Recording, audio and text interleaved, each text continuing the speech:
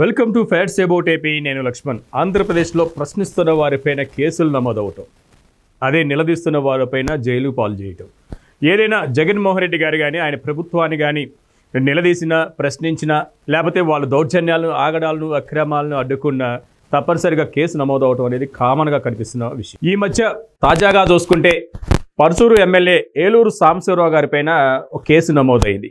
అది అక్కడున్న కోర్టు యొక్క ఆదేశాల పేరుకు ఒక కేసు నమోదైంది.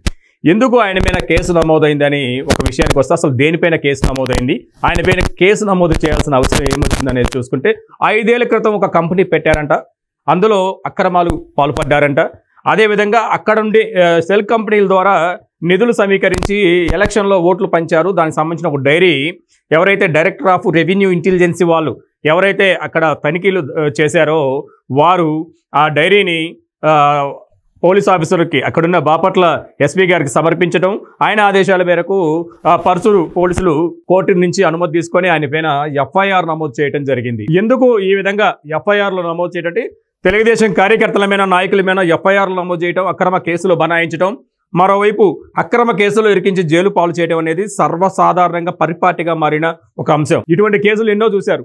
దాదాపు తెలుగుదేశం పార్టీ ప్రతిపక్షంలో ఉన్న నాటి నుంచి 5 ఏళ్లలో దాదాపు 90,000 మంది కార్యకర్తల మీద కేసులు పెట్టిన పరిస్థితి ఉంది. ఎన్ని జగన్మోహన్ రెడ్డి గారిని ప్రశ్నించడం వల్లనే, ప్రశ్నించడం, ఏదైనా ప్రభుత్వ వైఫల్యాలని నిలదీయటం, గొంతెత్తి మాట్లాడటం అనేది జగన్మోహన్ రెడ్డి గారి ప్రభుత్వంలో అసలు కనిపించకూడదు, వినిపించకూడదు. అందుకే ఇటువంటి కేసులు నమోదవుతున్నాయి. మరోవైపు ఎందుకు ఎమ్మెల్యే ఏలూరు సాంబశివరావు గారిని టార్గెట్ చేశారంటే, ఒకే విషయం ఇక్కడ స్పష్టంగా కనిపిస్తుంది. రాష్ట్రం మొత్తమే కాదు, 2 తెలుగు రాష్ట్రాలే కాదు, భారతదేశం మొత్తం నివ్విరిపోయే విధంగా పర్చూరులో అక్రమ ఓట్లు జత చేయటం అయితేనేమి, ఓట్ల జాబితాలో 0 డోర్ నెంబర్ పైన డబల్ ఎంట్రీలతో పదుల సంఖ్యలో, 100ల సంఖ్యలో ఓట్లు నమోదు చేయడం అయితేనేమి, ఫామ్ 7ని ఏ విధంగా ద్వారా ఓట్లు తొలగించబడ్డాయో, ఫామ్ 6 ద్వారా ఏ విధంగా ఓట్లు చేర్పించబడ్డాయో, టీడీపీ సానుభూతి పరుల యొక్క ఓట్లు ఏ విధంగా తొలగించబడ్డాయో అందరికీ తెలిసిందే. దానిపైన స్టేట్ ఎలక్షన్ కమిషన్కి, సెంట్రల్ ఎలక్షన్ కమిషన్కి సంబంధిత ఉన్నతాధికారులను కలవడంలో ఏలూరు సాంబశివరావు గారు చాలా చురుకుగా పనిచేశారు. నియోజకవర్గంలో బోగస్ ఓట్లు అయితేనేమి, వైసీపీ యొక్క కుట్రలను అయితే భగ్నం చేస్తూ, బట్టబయలు చేస్తూ, అక్కడ చేస్తున్న ఆగడాలను, అధికారులు వన్ సైడ్గా సహకరిస్తున్న విధానాలను, బిఎల్ఓలను మొత్తాన్ని యొక్క నిగ్గు తేల్చే విధంగా వాళ్ళ యొక్క చట్టాన్ని మొత్తం తీసుకొచ్చి ఎలక్షన్ కమిషన్ ముందు పెట్టారు. స్టేట్ ఎలక్షన్ కమిషన్ స్పందించకపోయినా కానీ సెంట్రల్ ఎలక్షన్ కమిషన్కి ఫిర్యాదు చేసి అక్కడున్న ఒక సిఐ, 3 ఎస్ఐలతో పాటు మిగతా బిఎల్ఓలను కూడా సస్పెండ్ చేయించిన పరిస్థితి ఉంది. అయితే ఆ సస్పెన్షన్లో కూడా ఈ అక్రమాలకు పాల్పడ్డాయని తేలిన తర్వాత వాళ్ళని రిమూవ్ చేయాలి, అసలు యాక్చువల్గా విధుల నుంచి తొలగించాలి.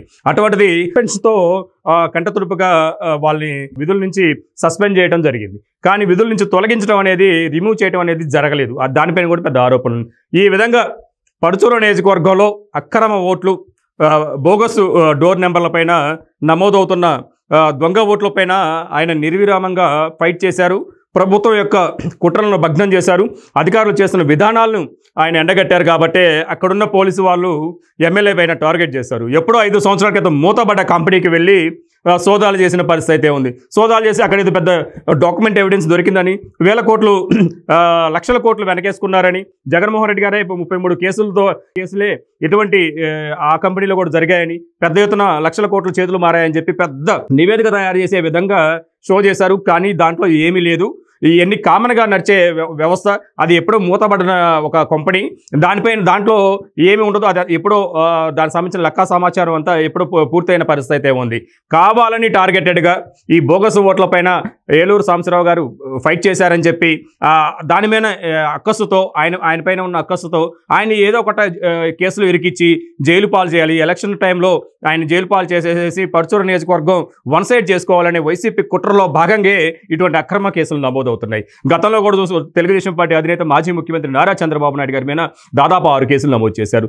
అక్రమ కేసులు నమోదు చేయడంతో పాటు జైలు పాలు కూడా చేసిన పరిస్థితి స్కిల్ డెవలప్మెంట్లో మనం చూసాం. మరోవైపు అచ్చెన్నాయుడు గారు, కొల్లు రవీంద్ర గారు, లోకేష్ గారి పైన, మాజీ మంత్రి నారాయణ గారి పైన ఇటువంటి కేసులు, నాయకుల మీద, మాజీ మంత్రుల మీద, సీనియర్ నాయకుల మీద ఎన్నో కేసులు నమోదైన పరిస్థితి కూడా మనం చూసాం. ఏదైనా ప్రశ్నించడం, ప్రభుత్వ వైఫల్యాల గురించి మాట్లాడటం అనేది జగన్మోహన్ రెడ్డి ప్రభుత్వంలో పెద్ద తప్పులా కనిపిస్తుంది. అదే పెద్ద నేరం, దేశద్రోహంలాగా కనిపిస్తూ ఇటువంటి సెక్షన్ల కింద కేసులు నమోదు చేస్తున్న పరిస్థితి మనకు పర్చూరు నియోజకవర్గంలో కనిపిస్తుంది.